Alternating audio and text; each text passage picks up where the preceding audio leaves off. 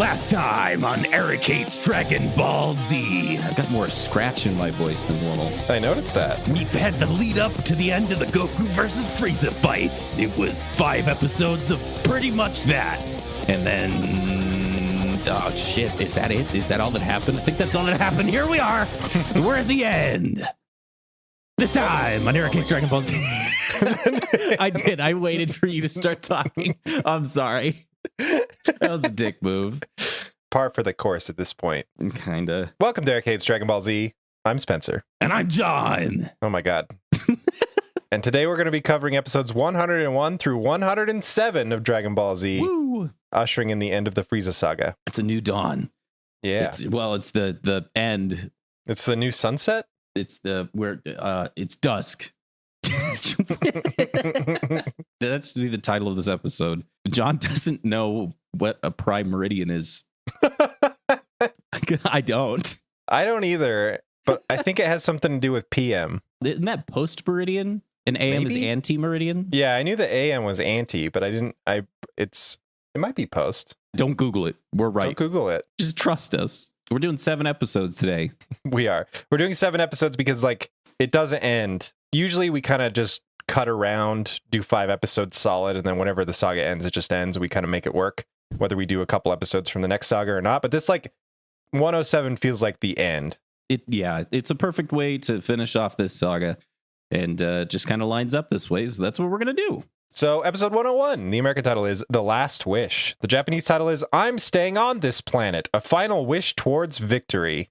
I know I've said many things about the Japanese titles. I will always enjoy hearing them because they are not anything that I ever would have guessed to title this episode. No, if you ask anybody to make a title for an episode, they're not going to come up with that. Yeah, and that's why I think I love them so much. My episode title is Round 15. Goku versus Toriyama's Concept of Time. Again, part 3. Or yeah. whatever It's part we're on. 3. So the opening shot is Goku and Frieza Again, having a nice little moment to talk before they beat the shit out of each other. And Goku's at about 30% clothes now. That's the amount of clothing that Goku has left. It's just pants, the sash, and then one leg is totally torn off. He has one leg that has holes and rips. So Goku can't get much more serious than this. We know because of the amount of clothes he doesn't have on. you can also set your watch by how much clothes he has. This is very late in the fight. That's right. Yeah. You know that it's coming around. We're coming around the mountain. Frieza does some eye lasers, some heavy eye lasers to start off the fight. Dude, he does. It's a weird... I don't know if it's the first time we've seen Frieza use eye beams, but it looks really strange. I was kind of caught off guard. Most of the time, eye lasers are just a solid beam out of people's eyes. This one is smoky. It's weird. It looks like it hurts. It looks like it's painful to come out of Frieza's eyeballs. It really is odd. And it's the first and last time he does it. So I assume that it is very painful. Yeah. He's like, oh, not doing that ever again. That was dumb. I don't know how Zarbon does it. What the fuck? The animation in this episode is awesome. They had their A+ team on this one. They brought in other artists or something. This was amazing. Specifically, this moment with the eye lasers and the way Goku wipes away the attack. It's so well animated. So many in between frames that they could have just not had, but they did. Makes it so smooth. And the art is really intense and detailed. It's This episode is great visually. It's a feast for the corneas. I'm glad that we're coming back around on this show after we kind of hit a rock bottom somewhere there in the middle of this saga. I wish I could tell you where it happened, but it was kind of a slog. So Yep. All of them roll into one. Elsewhere, King Kai directs Guru, who is now alive again, to send somebody back to Purunga. Now that Purunga's been resummoned, that's right. The Dragon Balls are back. King Kai's like, we got to get somebody over there to make the last wish. Goku somehow has been eavesdropping on this conversation between gods. Oh my god. I don't really understand how that's happening. I don't know. So between Guru and King Kai's conversation, Goku somehow just injects himself. It's like he never hung up when King Kai called him last time, and he just kind of held on the line and waited for him to make another call. Yeah, the whole time. That's sneaky Goku just hanging out. A lot of people won't get that, but that was very common with landlines back in the 90s. Yeah, that's true. When you only had one line and your mom's like, I'm off the phone, but really she's going to listen to what you're going to say. She's just going to listen. Yeah. Yeah. Mm-hmm. She wants to make sure you're being safe. Everybody's mom is Chi-Chi with a landline. You're not wrong. Anyway, so Goku somehow listens in on this conversation and he's like, no, don't make the wish that brings everybody back to Earth. I want to stay on Namek. Yeah, it's the only way. You know it had to come to this, King Kai, so just do it. Yeah, like if you let Frieza go, if you just keep him there and he survives, it's always going to come down to Goku versus Frieza. It doesn't matter. Like, you're just prolonging it. So let's just get it over with now.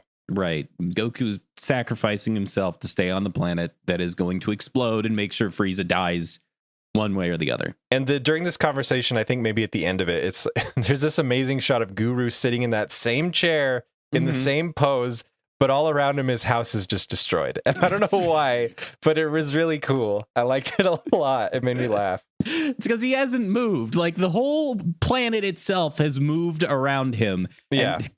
Guru has not moved one time. I don't think they have ever animated Guru, because sometimes you can tell, like, a character gets knocked into a pile of rubble and you know exactly which part of the mountain they're going to break out of because it's colored different than the rest of the background. Yep. I don't think Guru, who's ever been animated, that's what I was going to say, and then I remembered they reached out with their arm to touch Gohan's face. They've done a few things, yeah, but like for the most part, yeah. Let's put it this way: he hasn't stood up. He hasn't walked around. Yeah. Anything from like the stomach up has been frozen solid. We don't know that Guru has legs. He could honestly just be paralyzed, and that's why he sits in the chair. Yeah, you could have a Professor X kind of scenario going on with Guru. We just never knew this whole time. Guru talks to Dende. He reaches out with his mind and contacts Dende, who is also now alive, and they communicate that they need to go make the wish. At some point, Guru says, "I've never felt more alive," which just is perfect. It's the perfect line of dialogue for him sitting in that chair.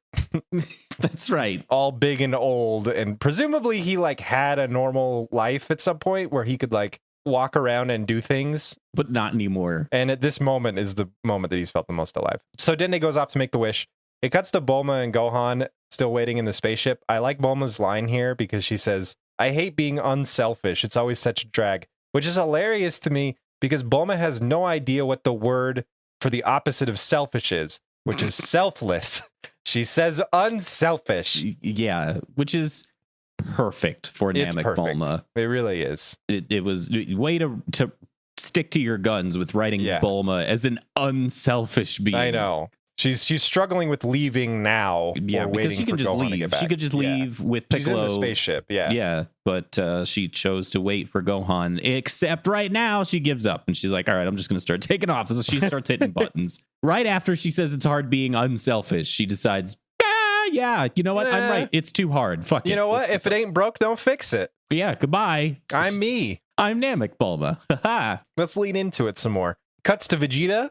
I love this scene. It's so small. It's just Vegeta walking around being alive because nobody was around him to say, hey, you got wished back by the dragon. So he's just walking around this destroyed Namek.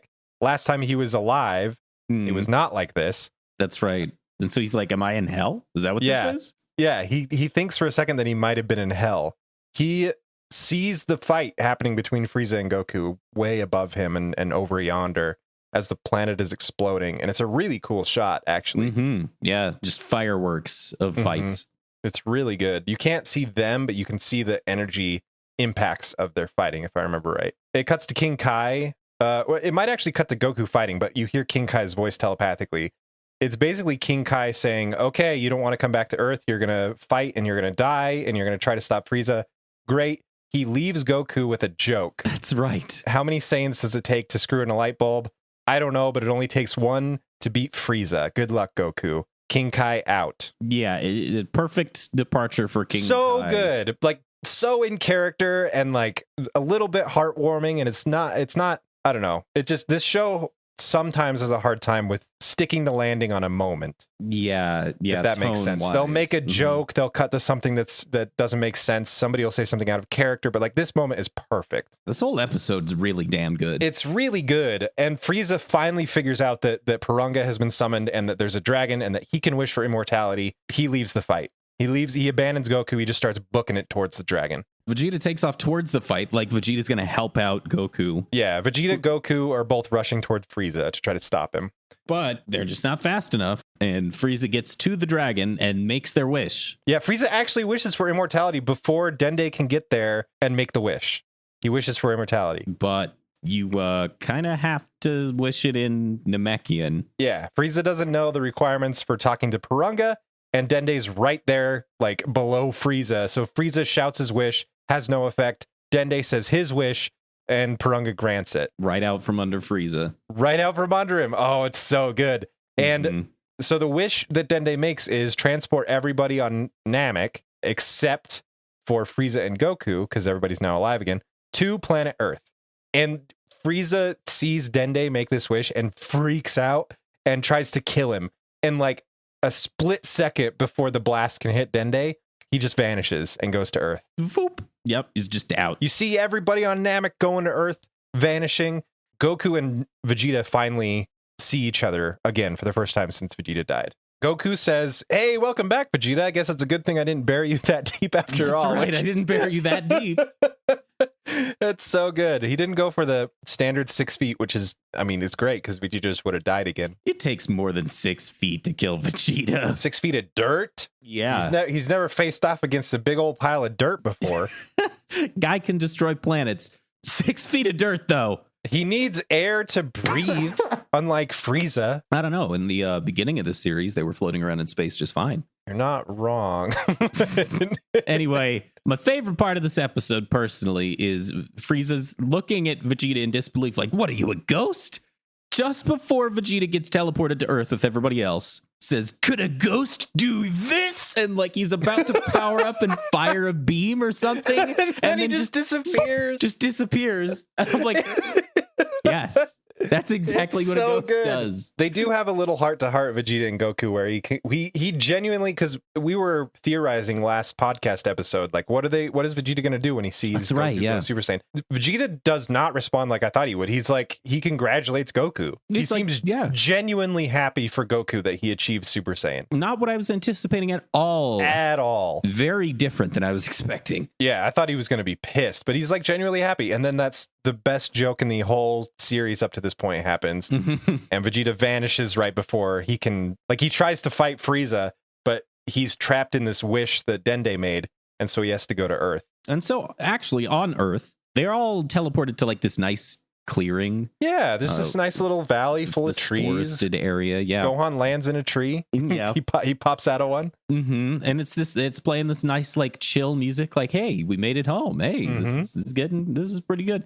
And Dende's healing Piccolo again. I thought it was kind of nice because I know that Dende thinks of Piccolo as Nail, but Piccolo's evil. Dende doesn't heal evil people. I don't know. It was kind of cool. Yeah. Just more of this last bit of arc of Piccolo's transformation into a good guy. There's so many like not loose ends, but like callbacks, character arcs. That's all. That's all. Yeah, just a resolution. But like you get stuck because during a fight, there's no such thing as a character arc. And so we've been stuck in this like Goku versus Frieza thing for the last 15, 20 episodes. I don't even know how long it's gone. But you don't get any change with the characters because you can't, because the status quo has to be the same until the fight ends. And now that it's like coming to an end, everybody's getting their evolution. You get to see the payoff from the whole arc, everything they've been through. Evolution is a banned word in our Dragon Ball discussions. So find a different one. I still haven't seen that movie.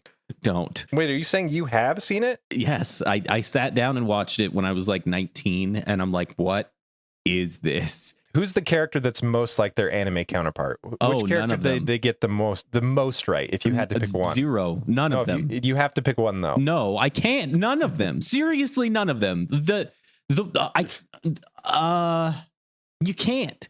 Like it takes place in modern day. Like Goku's going to high school and Chi-Chi's just some chick in high school. Like it doesn't. Is really weird.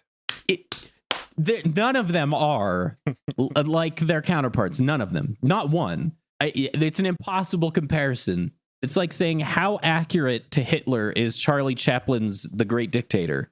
He's dressed like him. He's got the mustache. Right. The only difference is that was a parody on purpose. Right. Whereas this is a parody by studio intervention, I have to assume. By complete bumblefuck. Incompetence. There it is. Yeah, that's it. So anyway, Dende heals Piccolo. It cuts back to Namek. Namek's full on destroyed. Hasn't exploded yet, but it's like, oh yeah, it's unrecognizable. It's officially transitioned into the lava world. Yeah, lava exactly. world. Just as Goku and Frieza face off for maybe the 100th time, Frieza makes mention that they have 2 minutes left. Oh yeah, the planet Frieza says this planet's a hardy old girl, I think, is what Frieza says, something like that. He basically says that this is taking longer than I expected, but it's going to happen no matter what. There's nothing you can do to stop it. And that's where it ends. That's it. That's the end of the episode. Episode 102. American title is Duel on a Vanishing Planet. Japanese title is Let's Get It On.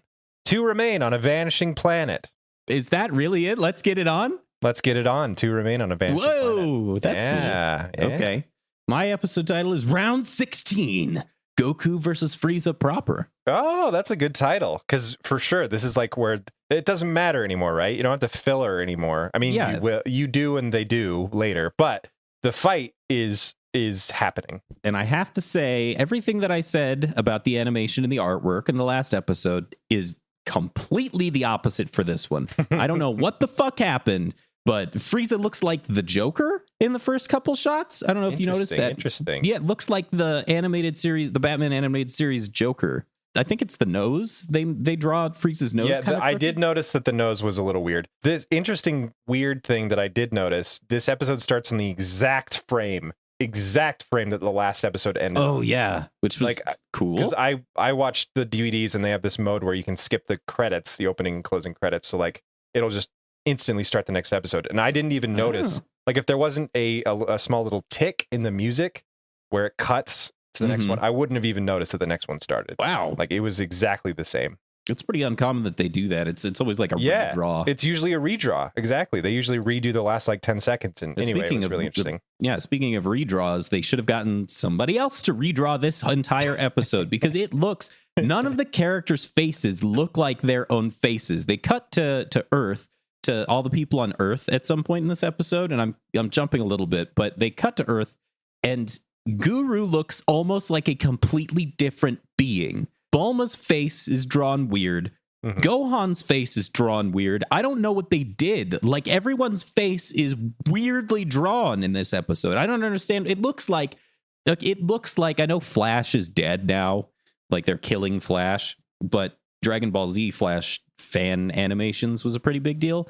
That's what this looks like, is a fan-made Flash animation. I mean, to be honest, this episode is sort of a filler anyway. It is, isn't it? It's like they're gonna fight for real, but also it's filler somehow. Yeah, like we're on Earth, and Gohan, Bulma, Piccolo, and Guru have turned into the recap squad. That's right. Tell the Namekians that the planet's gonna explode, and they're like, "Oh no, our home!" And then Piccolo's like, "Oh man, Namek's gonna explode. That means that Goku is gonna die." And then he has this flashback to where, like a really long, it's 4 extended minutes. flashback where he recaps the entire last episode of Dragon Ball. The only cool part is you get to see the difference in the animation, which like you get to see like their character models, how they were in Dragon Ball. They're so skinny. And they're skinny. They're so different. They're, like chunky. Like, yeah, almost. It's really weird. Like it's definitely improved despite this episode's dip in quality. Yeah. In relation to the rest of the saga. But yeah, so that like it goes on for a really long time, 4 minutes.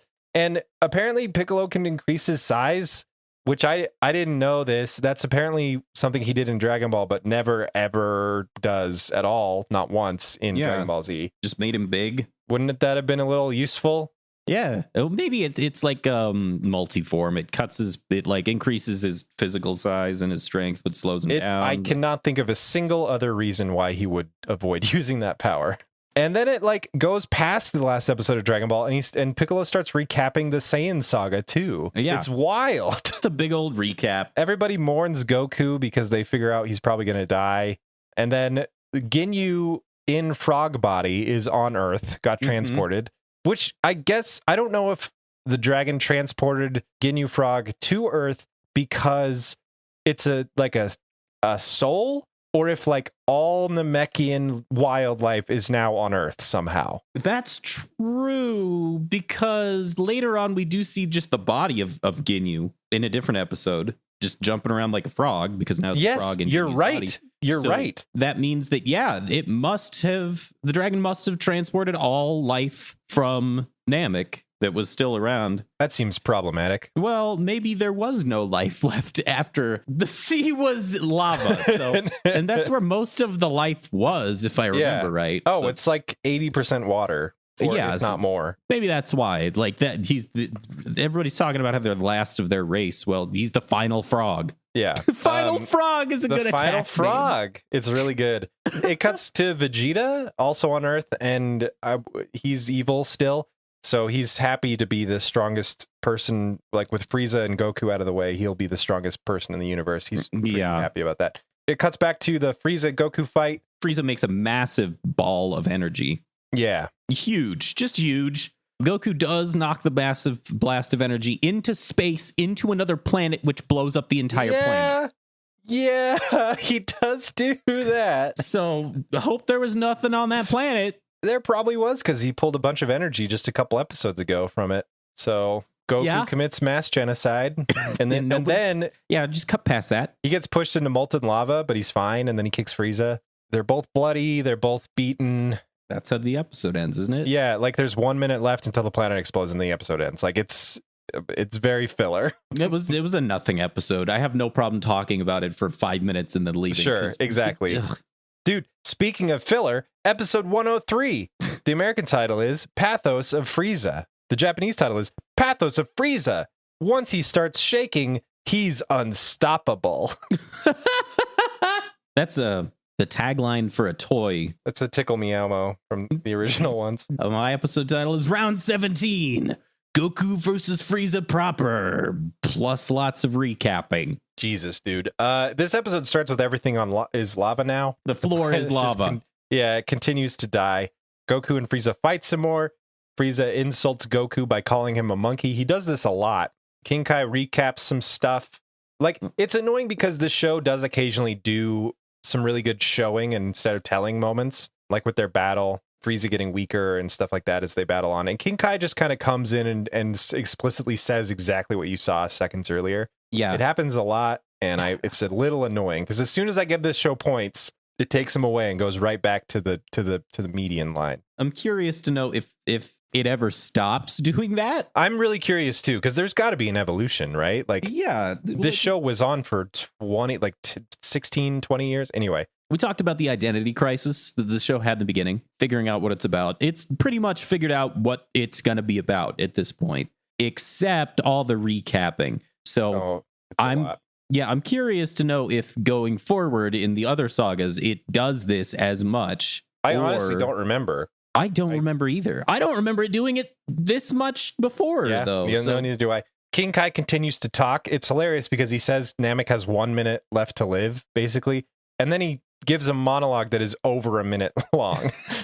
Nobody knows what time is. It doesn't exist here. It really doesn't. And that's fine. I've just accepted that that's how things are going to be now. So I'm not asking questions about time anymore. I'm going to poke holes in it every step of the goddamn way because this fight has gone on long enough. And if we're just watching 5 minutes of a fight stretched over 200 minutes of real time, I'm gonna complain about it. So Frieza and Goku fight some more. This time they fight through a destroyed Namekian village. At the very least, there's a change in scenery. Oh yeah, that was cool. It was actually really cool watching them battle through the already broken houses and stuff. It was kind of neat. They let the B team go for this episode and brought back their A team. Exactly. For the fight, which is really nice. Yeah. Sometimes they'll do this thing. They did this thing earlier on where they'll show a fight, like somebody punching somebody. And then later on in the fight, they'll show that exact same sequence of frames, but just reversed to save money. And when I say reversed, I mean just flipped, just mirrored. Vegeta was punching somebody to the left. Now they're punching somebody to the right. They don't do that at all. No, it's a good sequence of the fight. Overall, this was what I was hoping for 15 episodes ago. I'm glad we're getting it. I'm not upset at all that we're getting the fight. We're kind of glossing over the fighting, but it's because but now that it's here, it's hard to like say, oh, and then he punches with his right fist, and it connects to his left cheek, and then a little bit of cool. Bone. Yeah, exactly. Yeah. If you watch this show and you watch one fight sequence, then you get it. And we can just say they fight. Yeah. And you'll get it. And most of the time when it's something worth watching, we'll say the fight is cool. Right. Because sometimes it isn't, but this is one of those cases where it was. Yeah, if there's something worth mentioning, like eye blasts that look like it hurts, we'll talk about it. We're going to say it. Yeah, for sure. Speaking of which, Frieza yells, "I hate you." Oh, yeah. He's out of clever Shakespearean banter. He's just down to the 6-year-old tantrum level now. There's a couple Star Wars Episode 3 comparisons, parallels. Oh, I can totally see that. Oh my God, I can see that. Yeah, there's a couple that I've made. That's one of them. I hate you. Fighting on Lava Planet. It's hard to avoid. Planet. Yep. It cuts back to Earth for a sec, and Bulma does the weirdest thing we've ever seen her do, which is like talk about fortune telling. I don't know if this is like the plateau of Namek Bulma, or if this is an attempt. Like, is this something that Bulma did in Dragon Ball? I don't know what this is. That's the only thing, is I'm not sure if she did it in Dragon Ball, and if she did, awesome callback. It does give her a little bit more character, because she says this is something I did when I was a kid. That's kind of nice. It's kind of cute. She draws a circle in the dirt, puts leaves in it, and says, if we burn these leaves, they all burn, then it means Goku's going to live. But if not, he's going to die. Bulma's a scientist and really logical, and despite her attitude most of the time, very rational. So it's a little weird to see her do this, but if it's something that she did when she's a kid, I can understand it. It's just a really odd thing to insert right here. Yeah. Well, so she puts the leaves in the circle. Dende comes over and creates blue fire to burn them. Dude, just out of his hand, he can do that. I thought that was pretty rad, personally. Like, maybe 100%. Namekian's fire is just blue normally? Who knows? Yeah, it was cool. Like, they think red fire is weird or something. They burn the leaves, and then a wind picks up as they're burning. And it's not just them, by the way. It's not just Bulma and Dende. All the Namekians have gathered around They're all to watch this fortune. Yeah. Like, everyone is watching. And this wind comes and blows away one of the leaves, so only 2 of them burn. And so everybody's stunned, like, oh no, I guess that means he's not returning. And Gohan's like, going to die. I think Gohan says, he says fortune telling is nonsense. Fortune telling is nonsense. And that's what I took away from it, is that fate is BS. I just inserted that into... I don't mind that. It's hilarious to me that Bulma turns right around and says, yeah, you're right. Goku's going to live. Even though she was using this thing as a crutch, but it didn't give her the answer that she wanted. So yeah. Anyway. So she just ignored it. Which also doesn't help any of the Namekians feel better, because they are confused as hell, because they were hoping to see the leaves burned, because they just got told this story. And so after she turns around, it's like, yeah, Goku's going to be fine. All the Namekians are still like, but the leaves, though. In defense of the Namekians, they just want Frieza dead. Do they really care about Goku that much? No, and they don't have no fucking idea what's going on at all. So Goku and Frieza fight some more. Hey, that's my next note too.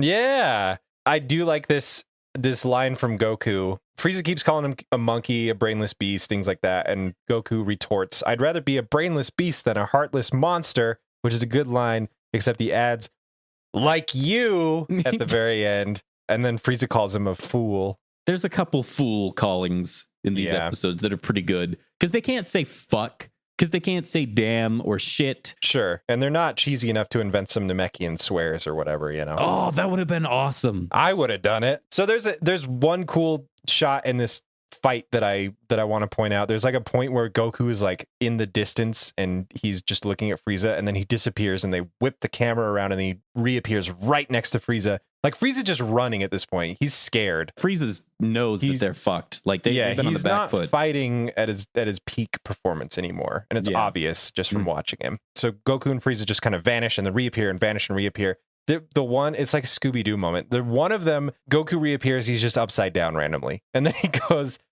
away and then comes back. But I liked seeing him upside down. Yeah, there's always like little touches of humor in these fights. Mm-hmm. It's easy to miss if you're fully invested in like, oh yeah, the seriousness of the situation. But I think they do it on purpose. I think they do it on purpose. It is still there's still enough comedy in the show that it works for me. Frieza gets pissed and he tells Goku, I'm going to pay you back 10 times for what you did to me. No, 1,000 times. Fold. He kicks it up a lot. I don't think that Frieza really gets how math works. I don't think he does either. At all. No. I mean, he's a royalty, right? He's had everything handed to him. He doesn't need a That's math. right. He has a calculator. There is one hit that I do want to make mention of, which is Frieza getting smacked in the gut so hard by Goku that it makes Frieza just throw up blood. It's a decisive blow. It's the turning blow, because from this point, it's all downhill for Frieza. Yeah, actually, they land, they face off again on the ground, and Goku doesn't even like attack again. He's just like, it's done, it's over. Frieza's really confused, and Goku says like, dude, your energy is dropping with every single blow that you make. It's over. I won. You can't match up against me anymore. And so Goku does the most humiliating thing he possibly can and powers down out of Super Saiyan. He goes back to normal Goku. He has a line right before this where he says, you've lost to a fighter who's superior to you, and to make it worse, he's just a monkey, right? Which I really like. Actually, like, for all the Frieza monkey burns, he turns it around on him. He gets him good. Ooh, yeah. Some of the Goku retorts in these episodes. Ooh, some of them, some of them are like over the top, but like these couple episodes have actually been really good. So they power down and they start walking away. Goodbye, Frieza. Never do mischief again. And it's weird that Goku's equating mischief to genocide, but whatever. Enough said. I have nothing else to say about that. It speaks for itself. It does. Frieza gets pissed and throws an energy disc, like a Destructo disc. Here's my question. Yeah. So we've never seen him use this attack up to this point. Did he get it from Krillin? Because he talks about, I think way earlier, and I'm not sure if this was Frieza, but I think it was. He's like, oh, regenerating limbs, I'll have to use that. Like he's been established as maybe copying moves from other fighters that interest him. Maybe. I want to say it's not too much of a unique idea to create an energy disc that's razor sharp. Like razors exist, so you just emulate that with energy, I guess. You are you just not wanting to give Krillin the credit, or what? I find it improbable. Okay, so two things. One, if I'm looking at it from Frieza's perspective, I find it improbable that Frieza, being this like, ooh, I'm a god, king, emperor, would copy the move of a lesser being. The move like that cut off Frieza's tail when nobody else could touch him? But it didn't kill them. No, but it did something. The other side is Toriyama just thought it would be cool if Frieza threw discs of energy. I think it's just coincidence that they're parallel moves. All right. That's fine. Number one, I don't disagree with you. Number two, go ahead, live in your land of make-believe. So this Frieza Destructo disc scrapes Goku across the cheek and like just lets out a little tiny little drop of blood, and Goku like is shocked to the point where you think he's dead. Like he reacts way too much to this one tiny little move. Well, Goku just extended an olive branch and then Frieza took a piss on it. Yeah, he really did. Frieza goes nuts and just starts driving his little RC Destructo disc around the planet. His little drone. Just chases Goku, and he says, round and round the monkey goes. When he stops, off with his nose. And Goku says, I don't understand you, Frieza. I tried to help you. Just like that. And that's almost episode ends. And then it basically ends. Like Goku starts charging towards Frieza with the disc behind him, and Frieza's like, oh, no, you're not going to pull up at the last second and chop me with my own disc. Because he's making the RC Destructo disc follow Goku as Goku's flying around. Yeah. And so anyway, it's obvious thing. Episode ends there. Episode 104. The American title is Frieza Defeated. Japanese title is Goku's Declaration of Victory as Frieza destroys himself. Hey, that's basically my title. Round 18, Frieza versus themselves. So the episode starts with the same. The disc is chasing him. The disc cuts Goku in half. And for a second, it looks like maybe something's going to happen, but then Goku vanishes and reappears somewhere else. It was just an illusion, which is really weird. And he says, looking for someone, which is great. Why doesn't he use this move? Anyway, whatever. I don't know how the after image technique works. Yeah, the after image is really weird, but that's what he uses here. I want to say that after image technique is something that they use in fighting all the time. Like just normally, it's not even a big deal. They're just like when they're zipping and flying through the air, they're just constantly doing it. But also, I want to say the after image technique is a writing tool that Toriyama uses whenever he wants to build fake tension, because that way he can make an attack connect and it looks impactful. But then the next moment it just vanishes. Yeah, I think we cut to the recap squad at this point. Okay, so it does cut to King Kai's planet, and Chaozu's like, hey, Goku's winning. King Kai says, yeah, Chaozu, Frieza will lose, but he's really disappointed because he knows that even though Frieza's going to die in this fight, Goku's also going to die because the planet Namek is going to explode. Back on Namek, Frieza unleashes a second Dark Destructo disc. The question that I asked at this moment was, has it been 1 minute yet? Yes. Let me answer that for you. Yes. Yeah, it has. So now Goku has to run from 2 Destructo discs. We cut back to Earth, and they show a squirrel and some birds while Vegeta laughs maniacally for no reason. Yeah, just And no reason. He's just laughing. he throws grass in the air like he just don't care. Guru really does not look good. Guru's like coughing and sweating.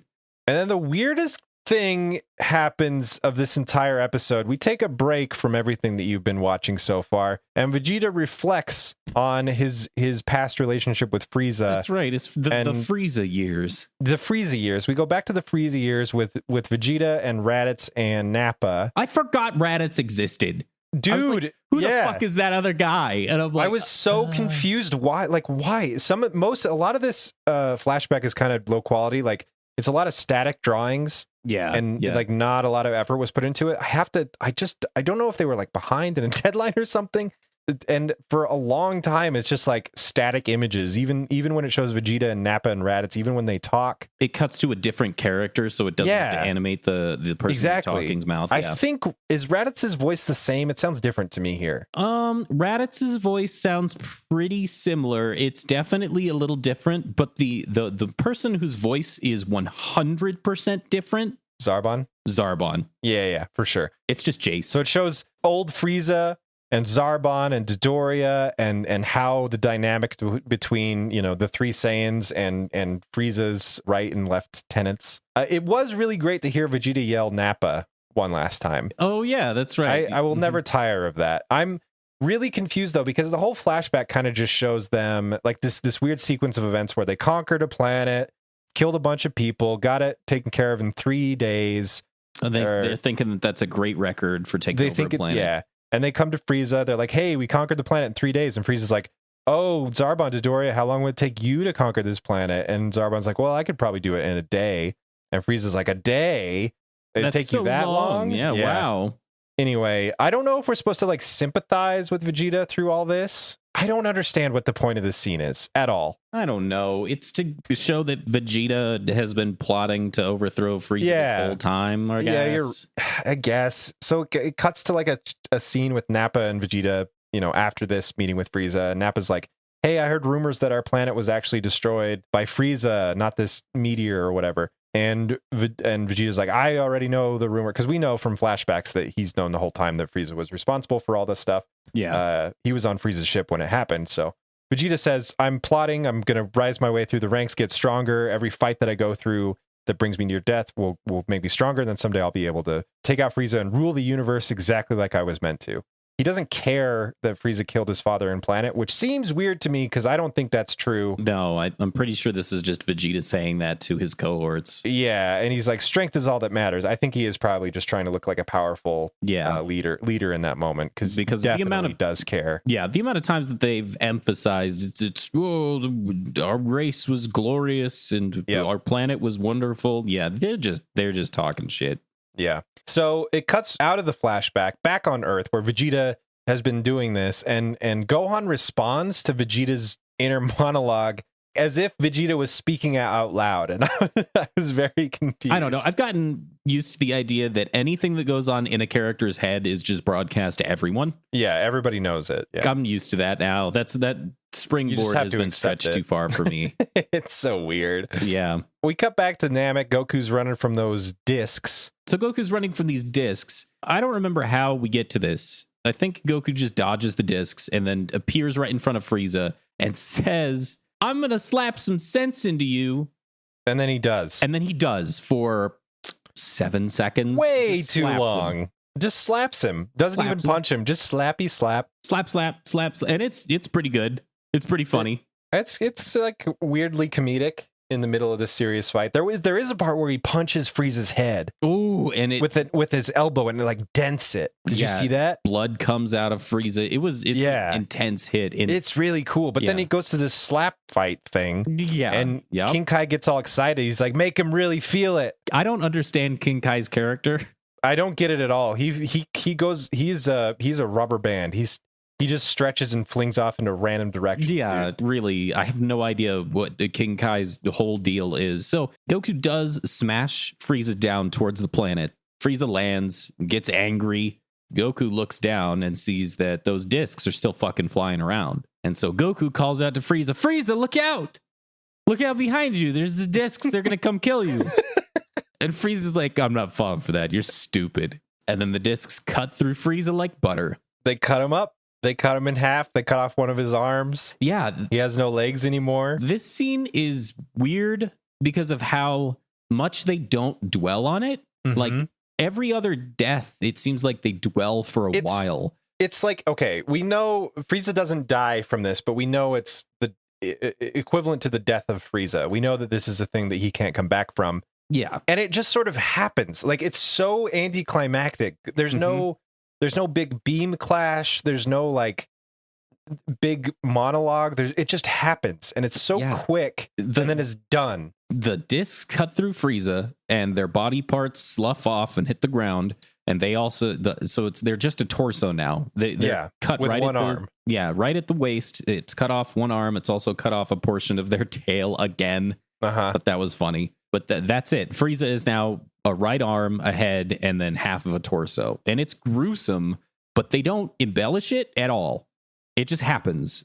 And now this is just who Frieza is. And Frieza's still alive. And yeah, they're coughing and they're having a bad time, groaning. But that's it. That's their final transformation. That's literally the end. And Goku says, I'm tired of fighting. I'm going home. As Frieza's just lying there on this exploding planet, helpless. I was looking at the time of this episode, and it was, most episodes are, not counting the intro and the recap and all that stuff, it's like, what, 17, 18 minutes? Yeah, usually. And we were at 18 minutes at this point. I'm like, oh. And then for probably 2.5 minutes, Frieza begs for their life. Didn't Raditz pull this on Goku last time? And just kind of like, hey, help me. We can rule it together. You know, like that stuff. Yeah, I feel like his was a little more, I'm your brother. And so there was something there. Sure, like an actual relatable thing. Yeah, Frieza's is just pathetic. It's really bad. And the only thing he really does is, the only thing that I can think of that triggered Goku to agree to this is that he specifically says, please have mercy. Yeah, that's... And using that word mercy at the end of the Saiyan saga way back is the thing that Goku was trying to teach Vegeta by letting him go. And I can only assume that like rang at something deep within Goku. Yeah. That made him give Frieza some of his own energy. I don't really understand why he does this. No. Because, yeah, it must be the mercy thing. That's what I landed on too. Right. But like, even if, okay, so he's on planet Namek, he's going to explode and die. Alternatively, Goku gives Frieza energy and he's half of a Frieza with with one arm. And Frieza can just fly into space. Like, what's the plan? You know what I mean? Like, what is the benefit of the mercy in that situation? I think that is what Goku says, is you can survive in space. Oh, yeah, you're actually right. He does say you can drift off and just think about your defeat for a while. That's right. Yes, you can drift for a while and think about how I beat you. This is a rare instance where Goku behaves like Batman, where he's not afraid to like beat you down to the bloody bone, but he won't kill you. Yeah, yes. That's a really good comparison. I like thinking of Goku as Batman. Too bad he never acts like Batman again. He doesn't. This is it. Who is the Batman of Piccolo? Wait, sorry, what? Oh, you didn't even finish the question. Well, yeah, 100% it's Piccolo. Yeah, I answered my own question halfway through. Even the voice. Yeah, exactly. Yeah. Mm-hmm. Anyway, so that's what happens. Goku gives Frieza a little bit more energy so they can survive. Is that how the episode ends? Goku says, go and do with it as you like, which is weird to say to Frieza because, you know, he likes genocide. And then it randomly cuts to Earth and Vegeta laughs some more, and then the episode ends, yeah. Oh, yeah. We do a lot of that, cutting to Vegeta just chuckling it up. Yeah, Vegeta is on Earth, and I don't think he's okay for reasons we'll get into in a future episode. Episode 105... The American title is The Mighty Blast of Rage. The Japanese title is Frieza Defeated, a single blast packed with a totality of rage. Ooh. Yeah. Okay. It's a mouthful. My episode title is Round 19, Final Flash. Oh, that's a good one. I cannot believe that 19 episodes of this fight. Like, Yeah. my brain hurts thinking about how much time that is. I'm going to start doing this for all these extended ass fights. You should. Just so we can count. Just how so we long can they go. keep track. Yeah. Uh-huh. My first note is Namek is so screwed. It's blown up. I think they do like a shot from space of the planet, which is entirely red, and there's It looks lightning. so different than when they first landed here. They have ruined this planet. These powered up fucking frat boys have ruined this wonderful planet. It really was a nice planet, you know. It was a little samey. It was a very samey, but it was nice. It's nice. a retirement planet. Exactly. It's a Florida. Okay, so Goku has given Frieza some energy. Frieza can still fly, even though he's half a man. That's so haunting. And it's Frieza is really just a weird torso. looking. It's creepy as hell. I don't like it. And this is the episode. Goku says, go to space and think about what you've done, essentially. We cut to Earth for a little bit, and we get to see some nice stuff, actually. Namekian kids are playing on Earth. Yeah, laughing. You know, Guru's looking on, and they're just having, like Guru gets to look down on his society and see that they're going to be okay. Mm-hmm. And that's when he decides, well, I don't think he decides. I think he was just holding out as long as he could. But he says, okay, now it's finally time for me to die. Mm-hmm. I have to go. All the Namekians are upset to hear this. Very upset. As they should be. Everybody's upset to hear that Guru is going to die. Because he's been, I mean, he's the leader. Yeah. He's the father of every Namek. As much as some characters don't know who the fuck they are, King Kai, and they just kind of do whatever. Guru has been pretty fucking consistent throughout this whole series. He's just as a character, yeah. Yes. And so I did feel pretty bad when Guru was like, look, I gotta die now. It's crazy. I felt like really at peace. I was like, yeah, he made it through a huge, like maybe the biggest crisis his people have faced. Mm-hmm. And maybe he didn't get them through, but he lucked out enough to get them through. And he gets to leave them knowing that they'll be okay. That's really cool. It's really all a parent can ask for, really. Yes. Yeah, it was perfect. It's a good outro for Guru, who calls out to some guy whose name I don't even remember. I know. It's like Mori or something. And I don't remember him ever being here. Moray? Yeah. And he essentially says, you're the new Guru now, and gives him a handshake, and the power passes from Guru to him. I don't know what power.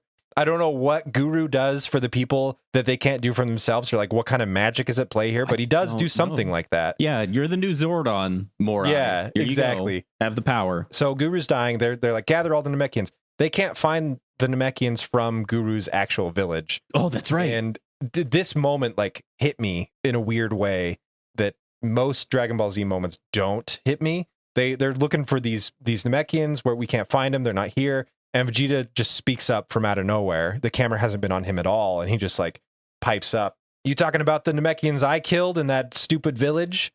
And, you know, you remember instantly back, way, way, way back in the Ginyu Saga where he just like killed a bunch of Namekians to take the Dragon Ball. Yep. There is a section of Namekians that will no longer be around permanently because Frieza's not the one that killed them. Vegeta did. It was Vegeta not working for Frieza of their own accord, decided eliminate all these people. I felt that. Like I was like, oh, that sucks. Yeah. But Vegeta takes pride in it. He's like almost giddy, you know. He almost laughs about it. He's still a sadistic fuck. Yeah, he really is. The Namekian Dragon Balls come down to Earth as stone and just bow, bow, bow, bow, bow, bow, bow. But I can't remember if it's right before or right after he dies. Yeah, that happens before Guru reveals he's dying. Guru says, even the Dragon Balls have followed me. Which is weird because they're rocks at this point, right? Like, can you imagine these 7 rocks just flying through? Like, it takes 7 days for a Capsule Corp spaceship to get to Namek, and they got here in like 2 minutes. Yeah. That is insanity. Firing through the speed of light, warp 5. And why? Like, I don't understand what Dragon Balls are, dude. How can they... This is getting ahead a little bit, but like, how can they work on Earth? Is it non-planet dependent? Can I just make, as a Namekian, can I just make like 50 sets of Dragon Balls and keep them on one planet? I guess they're tied to the being which created them. So like the Earth Dragon Balls are tied to Kami, and the Namekian Dragon Balls are tied to Guru. Guru, I guess, passed it on to Mori? Yes, and I guess maybe that's part of what he passed on to Moray. More. I'm just going to call him Mori because it's a nice old man name. And yeah, that's what he is. It's good. Yeah, Mori's good. It's Tuesday with this guy. Exactly. So, I don't know if it has to do with that singular being alive or what. And I think it's a special case with Kami and Piccolo since they are the same person. So the Namekian Dragon Balls, it just has to be the one dude. And so maybe they just work wherever. Because it's not like they ever take Earth's Dragon Balls to I know. And that's like a weird thing that it just never occurred to me. It felt so required that they be on the planet they were created on. I guess. I guess it's not a thing. More, I don't know. That's a question I've never thought up before. Yeah. But the Namekian Dragon Balls are now on Earth, and apparently they're going to work. You don't find this out for a while, but in 130 days, because a Namekian year is shorter than a Earth year, they'll be good to go again. 3 wishes and all the requirements that comes from making a wish with Purunga. Yes. So at this point, Guru fades out like a Force ghost, like Goku did after he got killed in the Raditz fight. Goku fades out. Yeah, that's what Guru does. Guru fades out, and everybody's crying, and it's a little sad. It is. Yeah, nice scene. And then Dende reveals to the gang, actually, the Namekian Dragon Balls can bring back people who've already been wished back before, like a bunch of times. As long as it's not by natural causes. Yeah. So they can. Chaozu and Krillin are back on the table. Yeah, and that brings everybody some renewed hope. And then Gohan randomly says, "Did you catch all that, Dad?" That's right. I don't think that Goku's listening to this conversation, little buddy. Well, you never know at this point. Of course, that's true. He just cuts into God conversations so he can hear his kid. Shit. I don't know. We cut back to Namek, where Frieza gloats that Goku's going to die on the planet. Floating around, taunting him as just a torso. Which, yeah, exactly. By the way, it gives me an awesome idea for this, something that never happens in Dragon Ball Z, so don't expect this to. But let's say Frieza dies and then just haunts Goku as a torso ghost forever.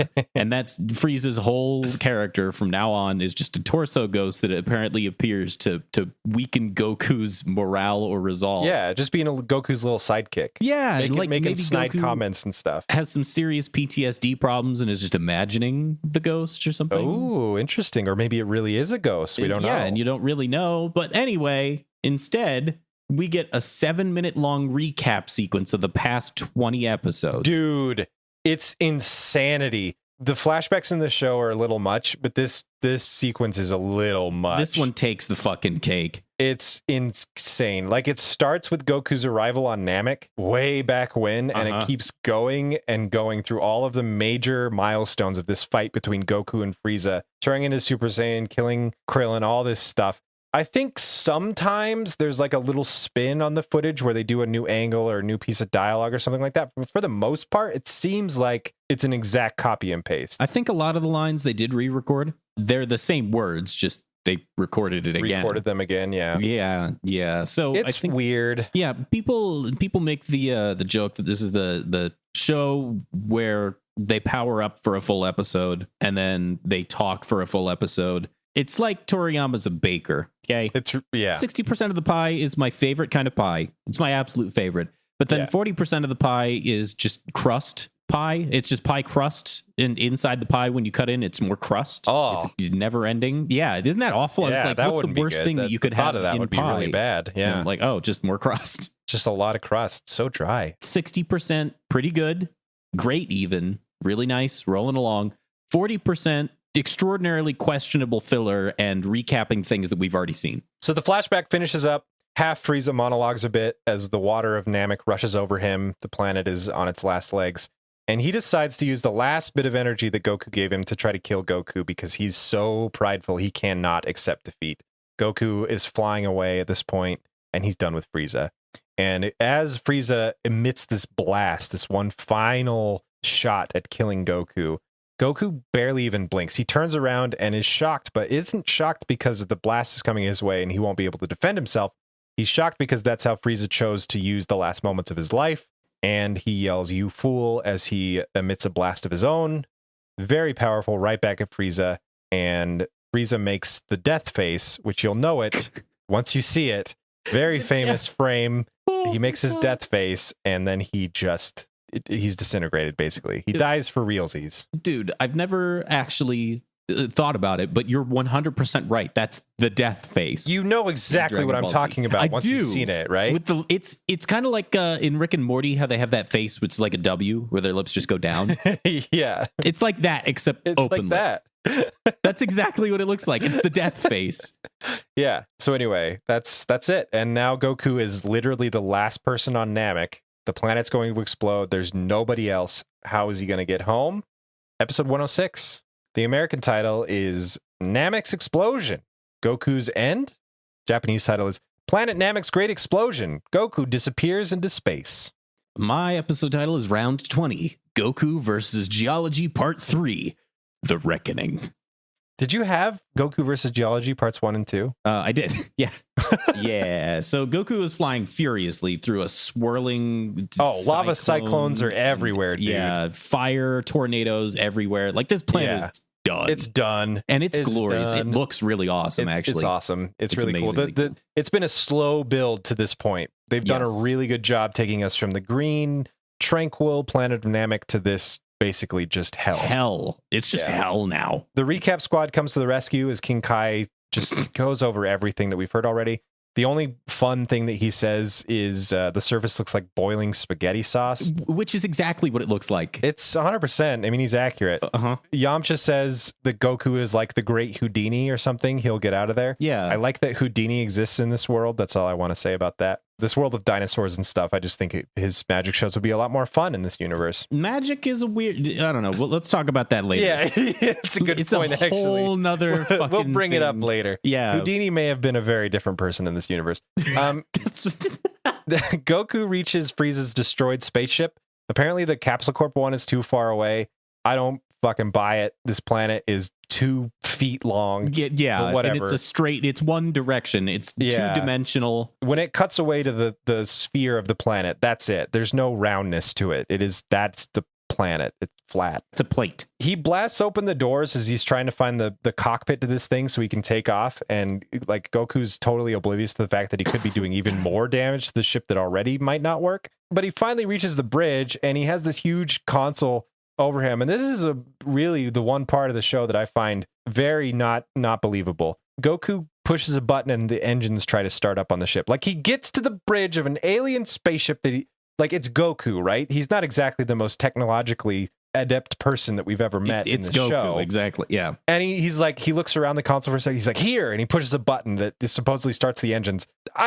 I don't even have any words. Like, why didn't they just have him get to the Capsule Corp ship? I don't. And have it be like destroyed by rocks and lava and stuff and not work. You know what I mean? I don't. It's so weird. There's a moment where it shows a close-up of Goku's face.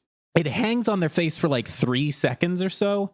And they have this, like, they're concentrating. They're trying to figure out where this button is. They're trying to figure out how the ship works. And I was hoping in my own head, I was like, oh, maybe now that he's become a Super Saiyan and he's accepted his Saiyan lineage, he'll be like, maybe there's something in my bloodline that'll like teach me how to use this machine. But no, he just finds the button and presses it. I would take that in a heartbeat. Like, that's what I was hoping they would do. Give me something, but nothing. Goku just knows how this ship works. He finds the muffin button. He finds the muffin button. He keeps tapping the muffin button. No muffins are coming out. He's like, come on, muffins. King Kai's antennas explode again as Frieza's ship falls into lava. Goku's not able to get it started. He's crawling on the floor as this thing's plummeting to the ground, forgetting that he can fly. And then he remembers he can fly, and he remembers he can fly, bails out of the ship at the last second. Yep. It cuts to King Kai, and he's recapping all of this to Yamcha and Tien, who can't see what's going on. He says the line, "He got to the ship in time, but it's broken. What a lemon!" What a lemon! Which is my favorite. It's really good. Goku is out of options. He's standing around the planet while it's exploding all random. He's screaming. How is he going to get off? There's just no way. And then the planet explodes. With the amount of time that he spent fiddling in Frieza's ship, he could have made it to the Capsule Corp ship. How do I know this? Because it shows the Capsule Corp ship before the planet explodes, and it's fully intact, just sitting there pretty. Like, there's that. It's right there. And he knows where it is. He doesn't know where Frieza's ship is. He knows because he didn't. Well, didn't the Capsule Corp ship kind of like fall in between some rocks a couple episodes ago? It did, but apparently Bulma piloted it so that it was fine because it was just fine. Yeah, when the it was just exploded. sitting there on a plateau. Yeah. So it's weird.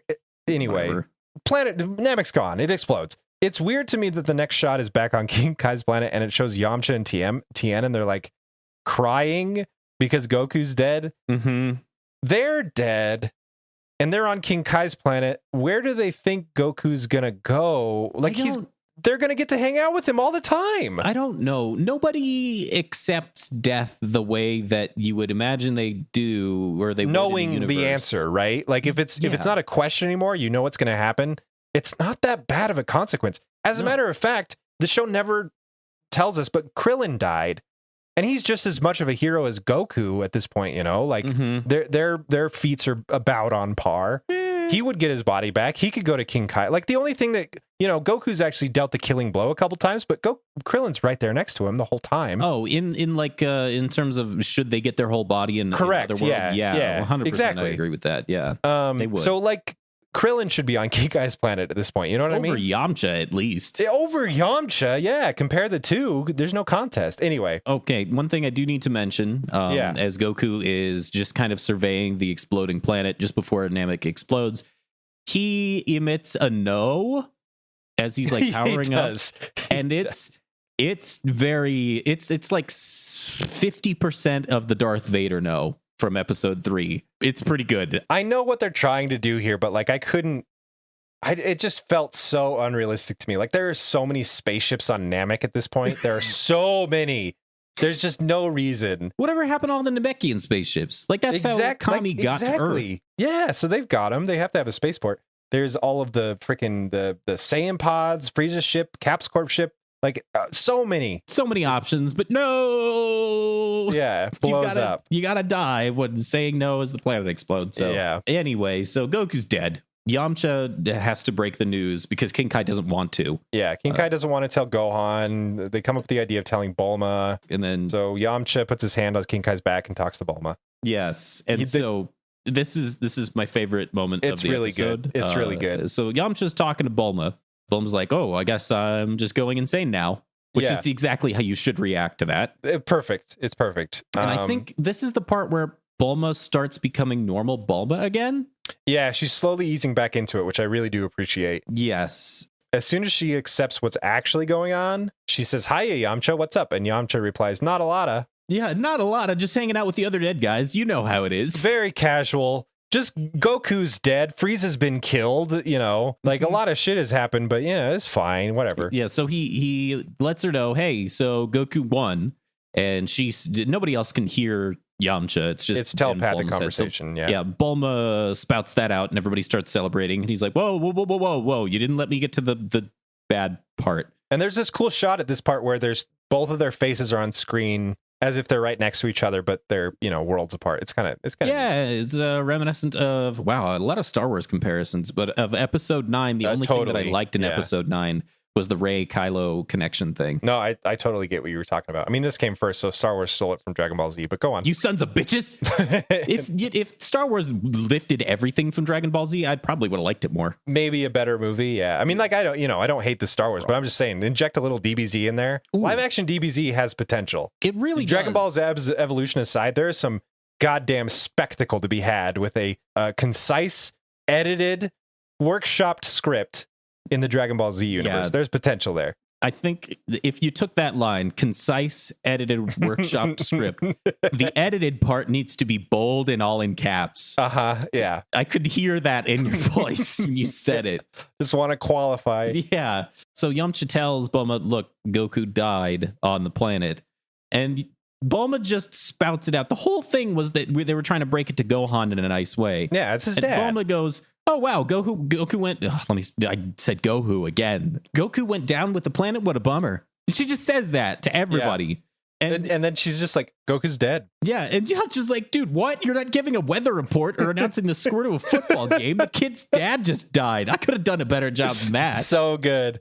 But Bulma's like, but we can just wish him back with the Namekian Dragon Balls. Therefore, death has no consequence. So I don't know why it would matter. Right. They've wished Goku back and Chaozu and apparently Krillin back with the Earth Dragon Balls before, so Shenron can't do it again, but Purunga can, and they've got the Meridian Dragon Balls. Right, and so Bulma's take on this, that Goku died, is the correct one. Oh, 100%. She's treating death correctly in the context of this universe. Everybody else is acting like they're in our world, where they can't communicate with the dead as easily as a long-distance phone call. It's like, Yamcha, you're dead right now. But you're talking to Bulma. But yeah, you're still... come on. Yeah. Mate, get it together. So they explain Goku's dead. Okay, here's the plan. We're going to bring Goku back with that. But not so fast. Yeah, hang on. I got some news for you. The problem is the dragon will return you to the place where you died, when you died. Which would mean the planet Namek. The planet Namek, which doesn't exist. Doesn't exist anymore. And he says, you don't want to do that to your friends. It's a horrible way to die. Yeah,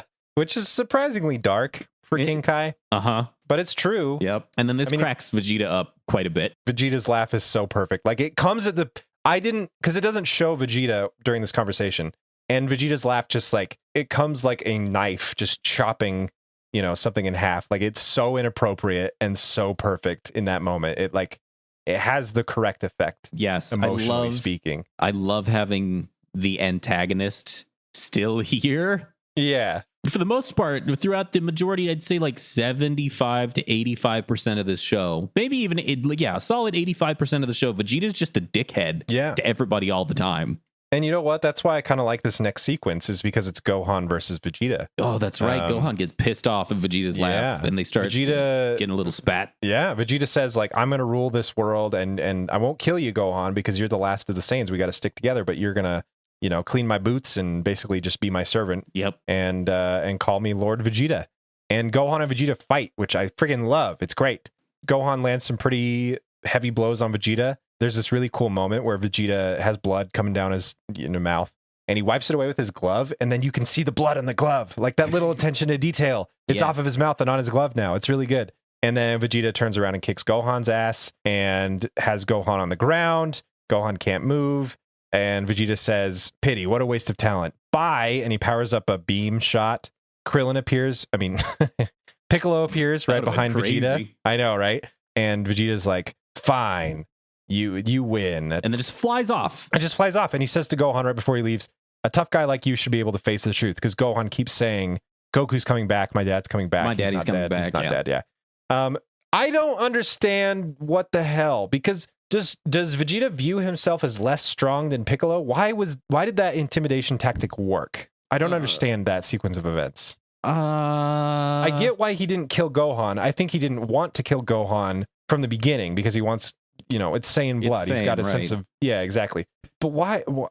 I don't understand why Piccolo was able to stop him. I don't know. I think so. Piccolo is able to face off against second form Frieza. So Piccolo's not a slouch at this point. Sure. I mean, he's merged with Nail and he hasn't fought with Vegeta since then. So yeah, you're not wrong. Vegeta can sense power. So yeah, maybe it has something to do with that. But I don't really understand. Like, if Vegeta gave a shit about what anybody else thought, I could see that mattering, because everyone else around there, all the Namekians and Bulma, they would all be rooting Gohan, but Vegeta doesn't give a shit at all. Yeah. So I don't get it either. I don't know. I don't know. Anyway, he flies off away. And the episode ends. Vegeta flies away. Bulma calls out for Goku. She's sad that she's lost her friend, and the episode ends there. Episode 107, the American title, is Goku's Alive. The Japanese title is Son Goku Survived, the Z Warriors All Resurrected.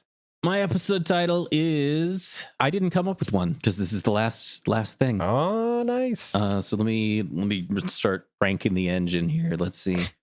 What do we got? Crankshaft going. Goku versus the rules of the Dragon Balls. Oh my God. Thank you. Thank you for saying that, because that's 100% in my notes. This episode starts with Bulma explaining to everybody that they can't wish Goku and Krillin back, because if they do, they're going to be in Namek. Namek doesn't exist. She makes a cool analogy. There's no nest to lay the eggs in. Yeah, and it actually works. And it works great, but then she says, yeah, that's a good analogy. And then she spends a minute explaining how the analogy works, and it's super annoying.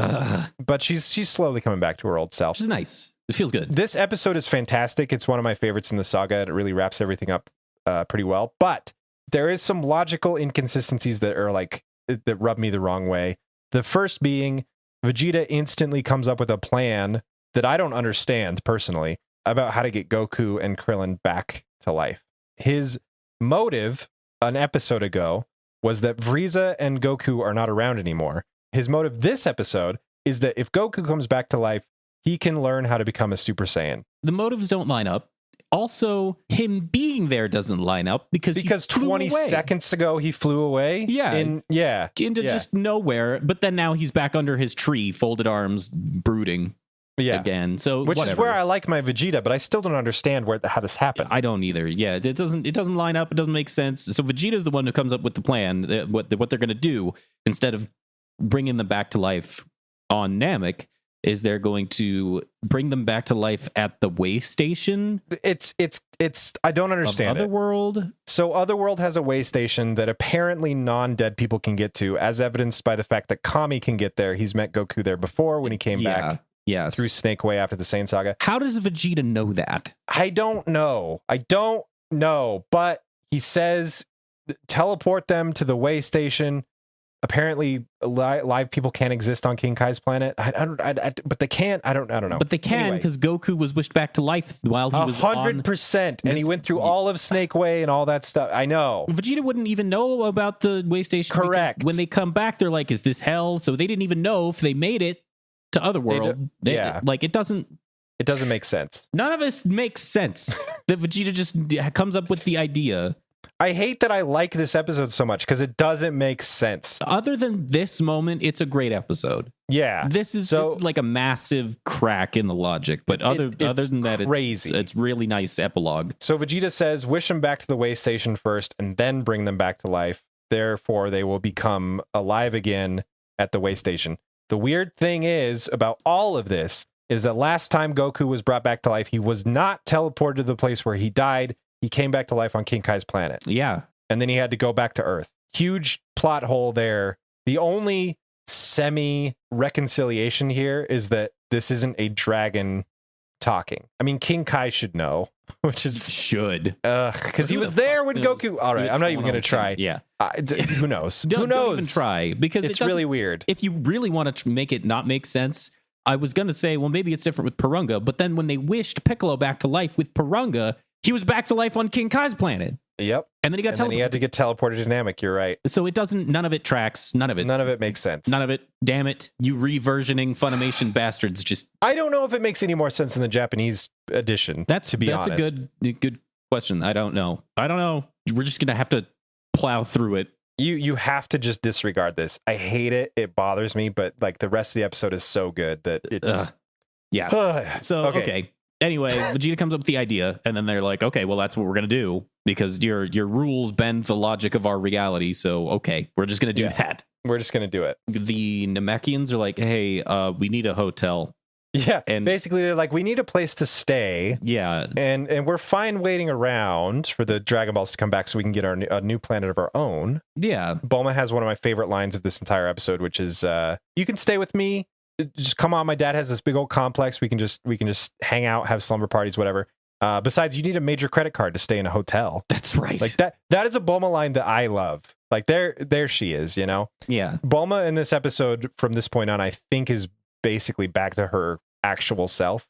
That fine line between smart and responsible and the girl stereotype, you know, love shop, all that stuff, fashion and hair. Yeah, a triangle that isn't pulled too hard in any direction. Exactly. And so Bulma turns over to Vegeta and says, hey, homeboy, you need a place to stay too. Okay.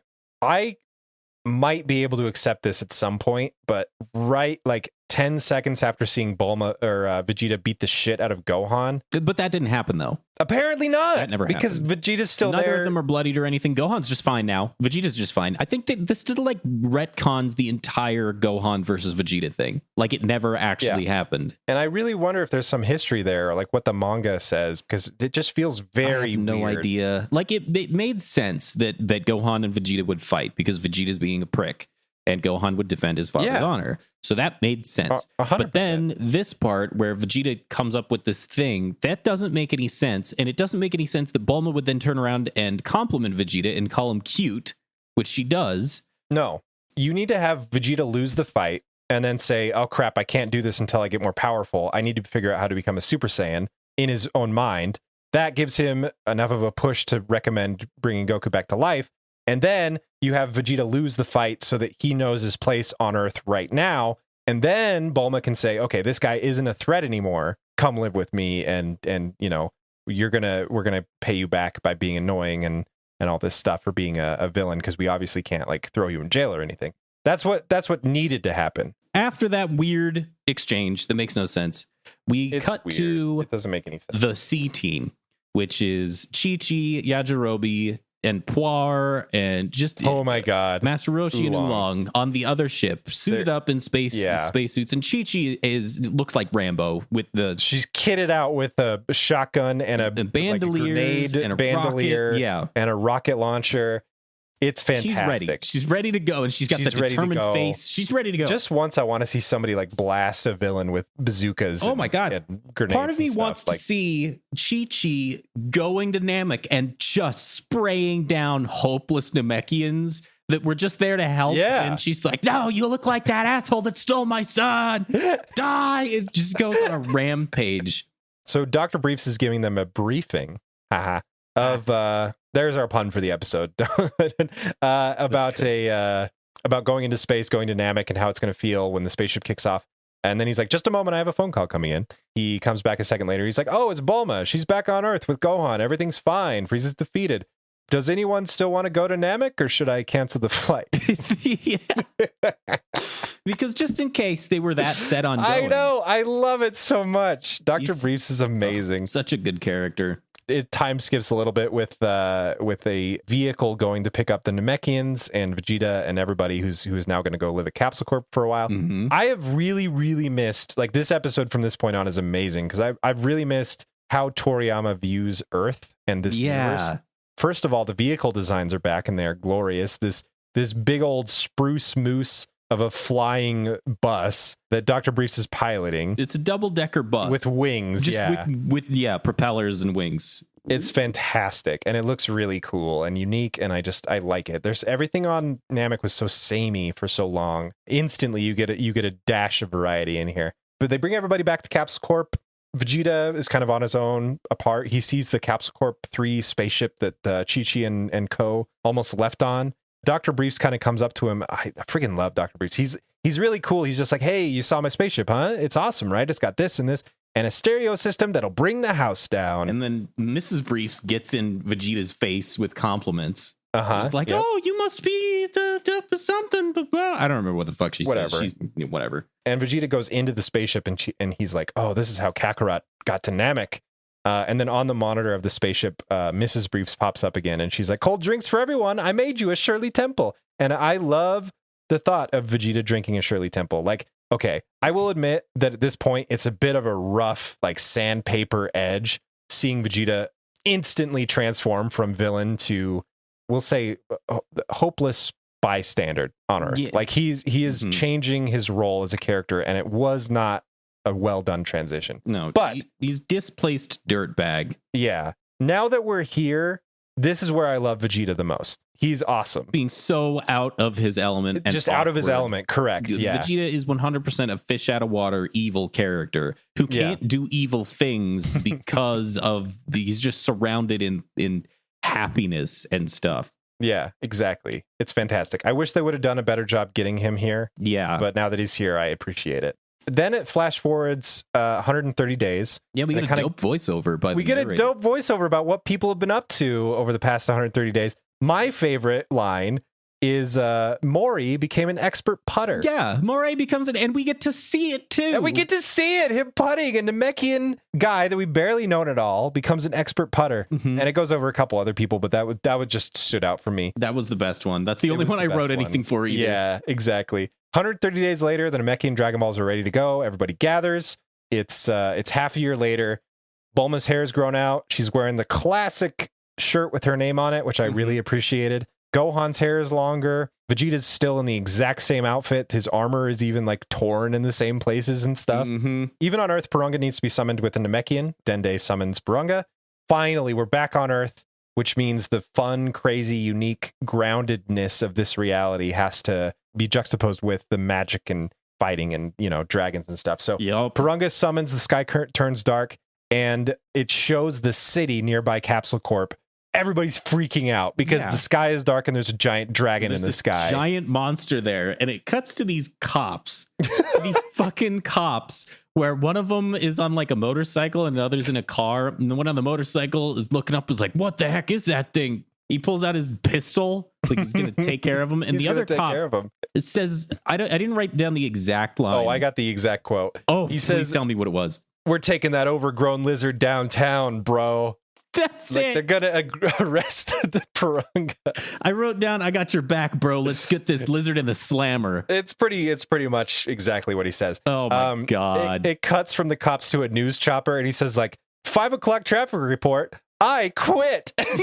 Yeah. Because he's just flying right by Purunga. It's amazing. It's so nice. Yeah, it's incredible. Like that's the stuff from Dragon Ball Z I've sorely been missing because it's just not possible on Namek. Yes, and it's beautiful. It's It makes so no great that sense, it's but back. it makes no sense in that it kind of makes perfect sense sort of way. Yeah, This is how exactly. people would Like act. it's exactly how people would act, but it's really funny. Like Yeah. there's so many quotes in this episode that are just fantastic. Yes. And so the cop who pulled out the pistol eventually gets a megaphone and says, "All right, everybody, this is just another one of Dr. Brief's crazy experiments." Yeah, it's like it's on Capsule Corp property, so like, oh yeah, it's that crazy old Dr. Briefs, which like I want to see just a little mini episode about all the stuff that Dr. Briefs does while everybody else is off Yeah, on adventures. Because they know who he is and what he's doing. Like they Yeah. just accept it. Yeah, exactly. Almost immediately. No, not almost. Immediately after the cop says that, into the Everybody's like, oh, okay. yeah, everybody just goes back to normal. So what other kinds of crazy things have they seen Dr. Briefs do? Is when they look up and they see this swole fuck dragon and they're like, oh, okay. Oh, just Dr. Briefs It's again. just Dr. Briefs. What the fuck else has Fantastic. Briefs done? I know. I want to see the Megazord shit that Dr. Briefs does on like, Right? a daily basis that has made the city just so Just immune to this weirdness. desensitized to Yeah. it. Yeah. So they make their wishes with Purunga, our Dragon Ball gang. They wish Krillin and Goku back to the place where Vegeta recommended. Purunga's like, nah, I can't do it. Goku's not dead. And they're like, Goku's not dead. He's alive somewhere. Cool. Awesome. Yay. But we can bring Krillin back. And everybody's just really happy Yeah, about it feels Krillin good. coming back, which is great. It's a feel good episode. Yeah, it really is. But my question is, what the hell has Krillin been doing in the afterlife for 130 days? I want to see that. Yeah, so okay, they bring Krillin's ass back, and Krillin appears in the exact same pose that they were when they died. Yeah, in the exact same outfit. The exact same outfit. But he and seems to know that he did die. Yeah, so I don't understand. Like, I don't understand either. Maybe because they didn't die on Earth, they didn't go to Otherworld. yeah, maybe. I don't know because Vegeta says it's Earth's Otherworld. Oh, does he? Yeah, when Vegeta's explaining that the Otherworld has a way station, it says Earth's Otherworld. Oh, you're right. So maybe it's because Krillin didn't die on Earth, they didn't go to Interesting. Otherworld. Huh. I don't know. They never talk about it, but They whatever. didn't talk about it. We just have to infer. Purunga gets mad and says, like, make your third wish, and Bulma makes him blush by calling him cute, which That's right, I actually yeah. really liked. So I guess Bulma's just into impatient, angry, strong men. I wonder if that's going to play off anywhere. So their last wish, their final wish with Purunga is bring Goku back to Earth. If he's alive, you can just teleport him here. Purunga can't do it because he says that Goku has refused to return. He says he'll come back later. He says he'll come back later. So I don't think this is valid. No, This doesn't make any sense. This one straight up makes no sense. You shouldn't be able to refuse the dragon. Is Goku that strong? Right? I made a wish to an omnipotent god that I want this person to come to my house. But and they said no. But I made a wish. Yeah. You can't do that. Vegeta would have stayed on Namek and fought Frieza if he had a choice. You know what I mean? Yeah. And Exactly. like he didn't have a conversation with Purunga about going back to Earth. He just teleported back to Earth. He had no choice in them. Like there's not a contract you need to sign.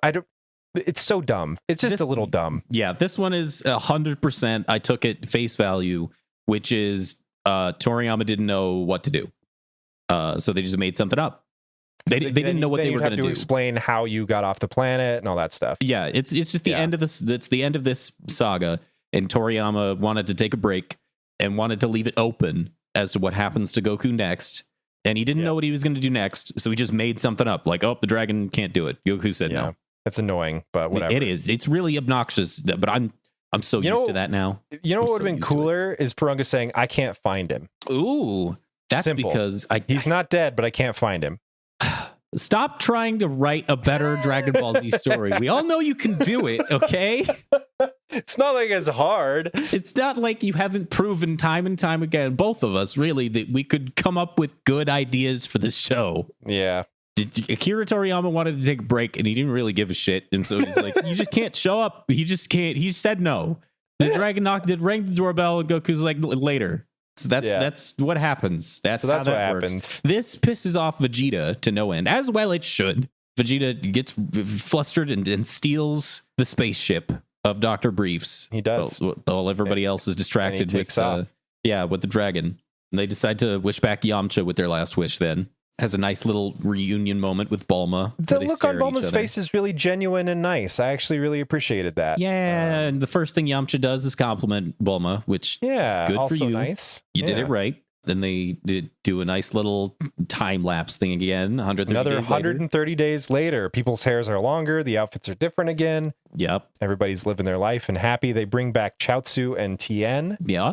When they bring back Chaozu, he says the young Emperor Chaozu. What the fuck does that mean? I don't know. It must be a Dragon Ball thing that we missed. Because he doesn't do anything ever. He blows himself up. That's what Chaozu is known for, and it has an annoying squeaky voice and is creepy, and that's it. Yeah. Anyway, so Tien and Chaozu come back, and the Namekians depart for their new homeworld with the last wish. Bing, bang, boom, everything's done. Everybody's happy, alive. This bothers me. They didn't talk about the planet that the Namekians are going to. Did they find one? Nope. Did they work with Dr. Briefs to locate a new planet? I mean, it would have been nice for them to say something like that. Did they wish back the planet of Namek? Because I know in the future... definitely didn't, because it's called New Namek. I guess it could have been the same planet reconstructed, but I don't know how they would have done that. I suppose that Shenron isn't shown during the course of these 260 days. Conceivably, you might have been able to make a Shenron wish, but I don't know. It's one of the other things that bothered me about this whole wrap-up episode. There's a lot of good lines and a lot of great character moments and a lot of getting back to what makes DBZ lovable. But there's also a lot of we got to get to the end really quick. This is the end of the season. We got to get there. Some of the most infuriating plot holes. Dende and Gohan have a tearful goodbye and a really cool scene with Dende vanishing to New Namek conceivably, and a teardrop falls right after he vanishes. Gohan goes home. We get the one cameo in this back half of this saga of Ox King. That's right. You making dinner, Gigi? Yeah, he's sitting there reading the paper or whatever, and Gigi's cooking dinner. As he's like, "Is that meatloaf I smell? Yummy! I love meatloaf." Love that Ox King is back. Piccolo's looking on at Gohan and his family before walking into the forest and saying, "I'll be there for you when the rain starts to pour," or whatever. Yeah. And you know what? Honestly, this could have made an awesome series finale. It feels very wrapped up. There's still the question of Goku out there somewhere, but everybody's happy, everybody's back. The villain's been defeated. It's a long earned rest from this impossible villain, and it's interesting. It feels good. It feels final. Yeah, I think it's because it was intended to be that. I know that Dragon Ball Z was supposed to be the final chapter of Dragon Ball, and so this whole thing feels like Toriyama was writing it as if he wanted to stop, he could just stop here. Yeah. And so it wraps up a whole lot of different things in a really concise, as the Dragon Ball Z episode would ever do, kind of way. Yeah. It has a certain finality to it that I don't think any of the other episodes did. Nope. I agree. Even some of the other sagas. Yeah, that's what I mean. Some of the other saga finales didn't. Yeah, they don't end quite as well. Yeah, because there's no more villain. There's no big bad out there. There's no even tease. Yeah, exactly. So it's very, very final. So I could see this as Toriyama being okay, just in case I want to call this a day, I can. He didn't, and we still have 6 seasons to go over. Some of the best of Dragon Ball Z to come, in my opinion. Honestly, yeah, I would agree with that. That's it. Thanks for joining us for the Frieza saga. Yeah, we're donezo. We're done with the Frieza saga. Now we have to figure out a way to rope Eric into all this. Yeah, I'm. Before the end of the year, we'll have another saga review. I said last time it would come right after this. I'm wondering now if we do a little recap of Bardock before that. Yeah, and then just do a saga review to kick off the end of the year, and then come back in January. I like that. That sounds good. I've been wanting to watch that. Yeah, and it'll be good to get there. It kind of caps off the Frieza saga in a way. It's sort of a prequel, but it's a nice. It'll round it off, I think. Yeah, I'm into it. That sounds good. And then we'll come back with Eric and review the Frieza saga as a whole. Don't know what we're going to do for that, but it should be a lot of fun. So you can look forward to learning about Goku's dad next time on Eric Hates Dragon Ball Z. Thank you for listening to Eric Hates Dragon Ball Z. He might hate the show, but he loves that you're listening to it. I don't know why I put so much That emphasis was on a loves. really That was- good emphasis. Yeah, That was like sexual, and I didn't mean it to be. it's not. If you liked what you heard and you feel like reaching out to us, we'd love feedback. Send us an email at mail at ehdbz.com. Is that it? Yeah, It shows you how often I. you do this part of this. Yeah, exactly. Or follow us on Twitter under the handle at Eric Hates DBZ. Eric Hates Dragon Ball Z is part of the Rocktopus network of podcasts. For more entertainment from our team, check out Tales of Nowhere. It is a genre-bending tabletop RPG podcast where we take one cast of characters from multiple games and rule sets to tell one epic story. We just finished our first season. Well, maybe not just finished. We have finished our first season. It's been a bit, but yeah, it's done. Yeah, it's been a wild ride. You can binge all of season 1 if you haven't heard it. It's pretty damn good, if I do say so myself, and I can say that because I'm not on it. Yeah, thanks, man. It's looking like a bright future, gearing up to go into season 2. So it's never been a better time to hop on board that train. You can find that at talesofnowhere.com. The music for this podcast is me. I make it. My name is John Good. Find me on SoundCloud, Burn7. And this is the part where we do a pun. So thank you for listening. I think we were going to do something with Dr. Briefs, weren't we? Were we? We'll keep it brief. Oh, we already did that. We already did that, though. Did we? Yeah. That's a great one. Yeah, we did. When we were spitballing one time, we threw that one out. What do you think Dr. Brief's first name is? Andrew. I don't know. He strikes me as an Andrew kind of guy. Really good. Andrew Briefs. Yes, his middle name is Richard. Andy R. Briefs. He went by Dick his teen years. Call me Dick. I guess he wouldn't sound like an old guy when he was a teenager. He just always sounded like that. He always had the cigarette and the mustache. Always. I was gonna try and go like you can do it. Chow Tzu. That's what I was trying to do too, but I couldn't quite. Yeah, something like that. Chow to you. Yeah, Chow to everything that I knew. Well, now it's turning into like a 3 Days Grace single. What's the rest of that song? It is legitimately a song, but Oh, is it really? yeah. No. But it's goodbye. It's to not you. in my top 10, so I don't know. Oh, there it is. Kill it. Stop the podcast.